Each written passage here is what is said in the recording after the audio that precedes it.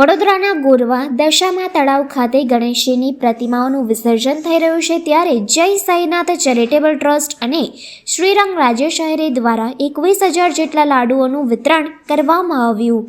વડોદરા શહેરમાં ગણપતિ ઉત્સવની ધામધૂમથી સોસાયટીઓમાં તથા ઘરે ઘરે શ્રીજીની સ્થાપના કરી 10 દિવસ સુધી ગણપતિ બાપ્પાની ભક્તિભાવથી પૂજા અર્ચના કરી ગણપતિ ઉત્સવની ઉજવણી કરી। 11મા દિવસે વડોદરા શહેરમાં ગણેશ વિસર્જનને લઈને વિસર્જન માટે 12 કૃત્રિમ કુંડની વ્યવસ્થા કરવામાં આવી હતી। વડોદરા શહેરમાં ગણેશ મંડળોએ ભગવાન શ્રી ગણેશજીની મૂર્તિઓની સ્થાપના કરી હતી। 11મા દિવસે શ્રીજીને વિસર્જન કરી વિદાય આપવામાં આવી, ત્યારે ગોરવા દશામા તળાવ ખાતે વિસર્જન કરવા આવેલા ભાવિક ભક્તોને જય Sainath education and charitable trust અને શ્રીરંગ રાજેશ આહિરે દ્વારા 21,000 જેટલા લાડુઓનું વિતરણ કરવામાં આવ્યું હતું।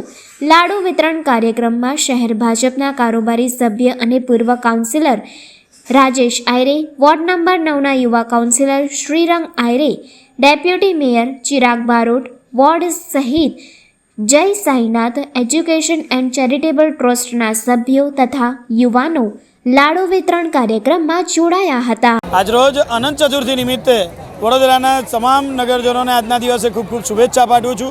સાથે દશામા તળાવ પર આવેલા જે તમામ જે ભક્તો છે, જે ભાવિક ભક્તો છે, જે દર્શન કરવા માટે બાપાના અહીંયા આવ્યા છે અને વિસર્જન કરવા માટે આવ્યા છે, એ તમામ લોકોને આજના દિવસે અમારા માધ્યમથી અહીંયા લાડુ વિતરણનો એટલે કે લાડુના પ્રસાદનો વિતરણનો કાર્યક્રમ રાખવામાં આવ્યો છે કે જે પણ લોકો અહીંયા દર્શન કરવા આવ્યા છે એ તમામ લોકોને અહીંયાથી પ્રસાદ રૂપી લાડુ એટલે કે ગણપતિ બાપાનો પ્રિય જે મોતીચૂરનો લાડુ છે તેમને અહીંયાથી વિતરણ કરવામાં આવશે।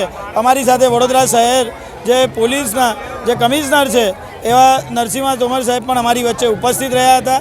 એવા સયાજીગંજ વિધાનસભાના ધારાસભ્ય શ્રી, વડોદરાના ડેપ્યુટી મેયર ચિરાગભાઈ, એ તમામ લોકો અહીંયા ઉપસ્થિત રહીને અહીંયા લાડુના વિતરણના કાર્યક્રમની અંદર અમારી સાથે જોડાયા હતા। ત્યારે આવેલા તમામ જે મોટા જે ભક્તો છે અહીંયા મોટી સંખ્યામાં આવીને અહીંયા પ્રસાદ લઈ રહ્યા છે। ત્યારે અમારી સાથે સાઈનાથ એજ્યુકેશનની જે તમામ ટીમ છે તે અહીંયા સેવા અર્થે લાગી છે અને આજના દિવસે આ લાડુ વિતરણનો સમગ્ર કાર્યક્રમ જે તમે દશામા તળાવ ખાતે અહીંયા અમે રાખવામાં આવ્યો। ગણપતિ બાપ્પા મોરિયા અમારા તરફથી નહીં, ગણપતિના જ ધરાયેલા છે, ગણપતિએ જ સર્જન કરેલું છે અને ગણપતિ વિસર્જન છે, વિસર્જન પછી પાછું સર્જન છે। ગણપતિના આશીર્વાદ હર હંમેશા વિઘ્નહર્તા ભગવાન છે। 11 દિવસ સુધી લોકોએ જ્યારે પાઠ પૂજા અર્ચના કરી હોય ત્યારે સંસ્કારી નગરીના જે ધર્મના સાથે જોડાનારા સમગ્ર યુવક મંડળો જ્યારે ખૂબ મહેનત કરે છે અને વિસર્જન ટાઈમે આવે છે ત્યારે તમે જુઓ કે આ કોર્પોરેશનની સુંદર વ્યવસ્થા સાથે પોલીસનું સુંદર વ્યવસ્થા, ફાયર બ્રિગેડની વ્યવસ્થા સાથે અમારા જે સ્વયંસેવકો છે લોકોની મદદ રહીને તળાવની આજુબાજુ સાથે તળાવોની આજુબાજુ સાથે સાથે પ્રસાદનું વિતરણ, તો આ સંસ્કાર છે, આ ધર્મ છે। આપણા છોકરાઓને આપણે ગણપતિ છે, નવરાત્રિ છે, જન્માષ્ટમી છે, કારણ કે આપણે 31ને વેલેન્ટાઇનમાંથી બહાર કાઢવા હોય તો ધર્મ સાથે જોડાવવા પડે। તો આ ધર્મ સાથે મોટી સંખ્યામાં, હજારો નહીં લાખોની સંખ્યામાં જ્યારે યુવાનો જોડાયા છે। આજે અહીંયા લાડુનો પણ પ્રસાદ છે, સમોસા પણ વિતરણ છે। તો આવી રીતના યુવાનોને અલગ અલગ રીતે, ગણપતિ રીતે, નવરાત્રિ રીતે, જન્માષ્ટમી રીતે, તો બસ આ ભગવાનનો આપેલો પ્રસાદ લોકોમાં અમે આપી રહ્યા છે। તો ભગવાન બધાની મનોકામના પૂર્ણ કરે તેવી શુભેચ્છા પાઠવીએ છીએ। 21,000થી 51,000 સુધી લાડુ જાય, સાથે સાથે સમોસાનું પણ વિતરણ છે, અલગ અલગ છે। જેટલું હવે ભગવાનની ઈચ્છા છે જેટલું થાય લોકોને વહેતા રહીશું, ખૂટે તો બીજું કંઈ ખવડાવતા રહીશું।